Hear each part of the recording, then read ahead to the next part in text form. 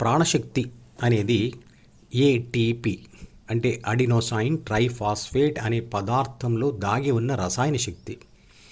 విశ్వశక్తి నుండి సూర్యుడికి శక్తి వస్తుంది మరియు సూర్య శక్తిని గ్రహించి భూమి మీద ఉన్న చెట్లు ఫోటోసింథసిస్ ప్రక్రియ ద్వారా ఏటీపీని తయారు చేసుకొని అందులోని ఆ శక్తిని దాచుకుంటాయి. చెట్టు నుండి వచ్చే ఆకులు, పళ్ళు, మనుషులు, పశువులు తిని ఆ శక్తిని తీసుకుంటాయి. కాబట్టి విశ్వశక్తిని సూర్యుడి ద్వారా మరియు చెట్ల ద్వారా లేదా జంతువుల ద్వారా ఆత్మ అంటే నేను పొందుతూ ఉన్నాను. అంటే నేను విశ్వశక్తినే. అంటే అన్ని జీవులలో ఆత్మశక్తి ఒకటే. ఎన్నో విద్యుత్ పరికరాలలో ఉంటూ అనేకమైన పనులు చేస్తున్న విద్యుత్ శక్తి మాత్రం ఒకటే కదా. విశ్వశక్తి నుండి వచ్చిన ప్రాణశక్తిని అంటే ఆత్మశక్తిని మనిషిలోని మెదడుతో సహా శరీరంలోని అన్ని అవయవాలు ఉపయోగించుకుంటాయి. మళ్ళీ తిన్న ఆహారం నుండి అదే శక్తిని తిరిగి పొందుతాయి. విశ్వశక్తి నుండి ప్రాణులు వచ్చాయి. అన్ని ప్రాణులలో మానవ జన్మ మాత్రమే విశిష్టమైనది. తల్లిదండ్రుల కలయిక ద్వారా ప్రాణశక్తి మరియు ప్రాథమిక మనసులు కలిసి తల్లి గర్భంలో జైగోట్ లేదా పిండంగా జన్మిస్తాయి. తొలి జీవి ఆవిర్భావం నుండి ఈ రోజు వరకు అంటే తరతరాలుగా ప్రాణశక్తి మరియు ప్రాథమిక మనసులు కలిసి ఇలా ప్రయాణం చేస్తూనే ఉన్నాయి. అంటే శరీరాలు ధరిస్తూ వస్తున్నాయి. అలా మనిషి శరీరంతో ప్రాణశక్తి తరతరాలుగా జన్మలు ఎత్తుతూనే ఉంది. జైగోట్ అనబడే తొలి కణంలోనే ప్రాణశక్తి, ప్రాథమిక మనసు మరియు శరీర పదార్థం ఉంటాయి. ఆ తొలి కణంలోని ప్రాథమిక మనసు తల్లి శరీరం నుండి ఆహారం తీసుకుంటూ ప్రాణశక్తి సహాయంతో ఆ తొలి కణమును విభజిస్తూ ఎన్నో కోట్ల శరీర కణాలను తయారు చేస్తుంది. అంతేకాదు మెదడు, జ్ఞానేంద్రియాలు, లివర్, గుండె, లంగ్స్తో సహా అన్ని అవయవాలను తయారు చేస్తుంది. మరియు శరీరంలో జరిగే జీర్ణక్రియలు, శ్వాసక్రియలు, గుండె క్రియలను ఎవరి ప్రమేయం లేకుండా నియంత్రిస్తుంది. మెదడు యొక్క న్యూరాన్ కణాలలో కూడా ప్రాణశక్తిని ప్రవేశపెడుతుంది.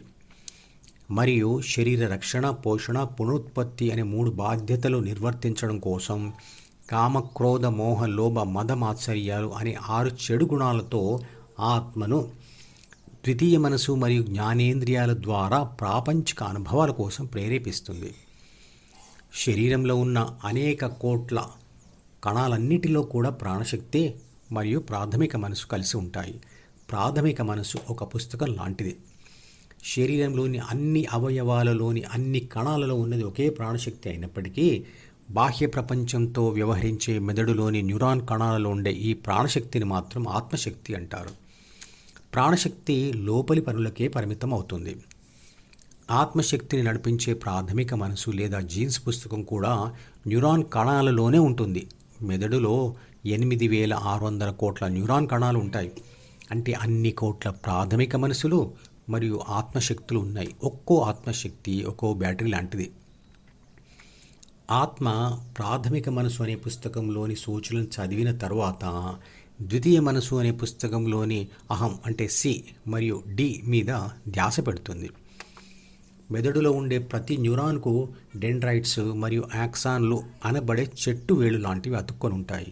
వీటి ద్వారా ప్రతి న్యూరాన్ మరో న్యూరాన్తో సైనాప్టిక్ వంతెనల ద్వారా కనెక్ట్ అయి ఉంటుంది. ఈ వంతెనలే జ్ఞాపకాల గదులు అంటే డి. డితో పాటు ద్వితీయ మనసులో సి కూడా ఏర్పడుతుంది. సి అంటే అహం. ప్రతి గెలిచిన అనుభవంతో అది గట్టిపడుతూ ఉంటుంది. డిలో ప్రాపంచిక సమాచారం మరియు ఆ సమాచారంను విశ్లేషించడం ద్వారా తయారు చేసుకున్న సూచనలు లేదా కోరికలు ఉంటాయి. ఆత్మ ప్రాథమిక మనసు అనే పుస్తకంలోని 3 బాధ్యతలు మరియు 6 గుణాల సూచనలను చదివి తర్వాత ద్వితీయ మనసు అనే పుస్తకంలోని అహం అనే భావంను పొంది ప్రాపంచిక ఆత్మ అంటే ఏబీసీ అవుతుంది. ఆ ఏబీసీ డిలోని ప్రపంచ సమాచారం మరియు కోరికల ద్వారా ఈ అంటే 5 జ్ఞానేంద్రియాలు ఉపయోగించి ప్రపంచ అనుభవాలు పొందుతుంది. తర్వాత ఆ అనుభవాల సారాన్ని ద్వితీయ మనసులో సి మరియు డిగా రాస్తుంది. చిత్రపటం గమనించండి.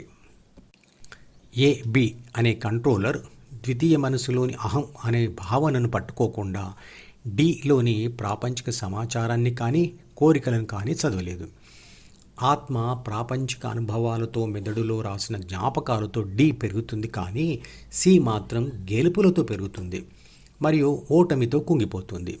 డీలో పెరిగిన కోరికల చేత మరిన్ని అనుభవాల కోసం ప్రయత్నించినప్పుడు కొన్ని అయినా విషాదాన్ని కలిగించేవిగా అయినప్పుడు ఏబీసీ ధ్యాన మార్గం పడుతుంది. అంటే ఏబీసీ డీలోని ఇతర కోరికలను పట్టుకోకుండా ధ్యాన కోరికను మాత్రమే పట్టుకొని హృదయం వైపు తన ధ్యాసను మళ్లిస్తుంది. అక్కడ బాగుగా స్థిరపడిన ఆత్మ ప్రాథమిక మనసును మరియు ద్వితీయ మనసును వదిలి పరిమాణంలో కాక లక్షణాలతో చూస్తే తానే విశ్వశక్తి అని గ్రహిస్తుంది. అదే స్థిత ప్రజ్ఞ. అంటే విశ్వశక్తి నుండి విడిపడిన ఆత్మ ఎన్నో శరీరాలు ధరిస్తూ మరియు విడిచిపెడుతూ ఆధ్యాత్మిక ప్రయాణం చేసి మళ్ళీ విశ్వశక్తిని చేరుతుంది. అంతటితో దాని ప్రయాణం ఆగిపోతుంది. ఈ మధుపదం యూట్యూబ్ ఛానల్ వీడియోని సబ్స్క్రైబ్ చేసి గంట గుర్తును నొక్కి ఆల్ని సెలెక్ట్ చేసి ప్రతిరోజు యూట్యూబ్ ఓపెన్ చేసి అడుగున ఉన్న సబ్స్క్రిప్షన్ బటన్ నొక్కితే అన్ని లేటెస్ట్ వీడియోలు చూడవచ్చు.